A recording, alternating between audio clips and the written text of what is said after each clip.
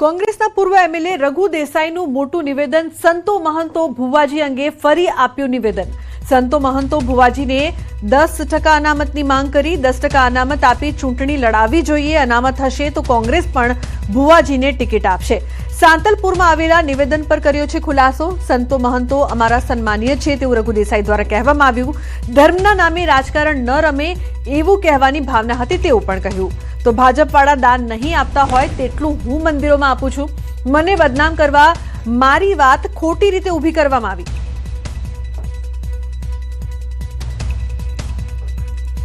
ભાજપ પાર્ટીના નામે હવે પ્રજા પરેશાન છે।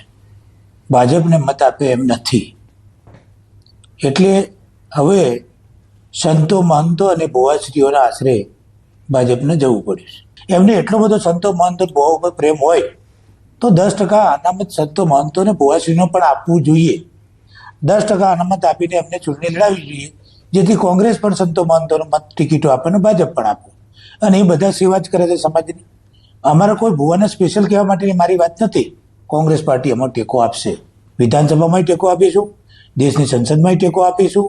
તમે જો એમનું સન્માન કરવા માંગતા હોય તો, પણ એમને તમારી ગંદી રાજનીતિમાં લાવીને જેમ ગૌ માતાની હાલત કરી એમ અમારા સંતો મહંતોની અને ભુવાશ્રીને ના કરો। આવું ગંદુ રાજકારણ ભાજપ ધર્મના નામે ના રમે।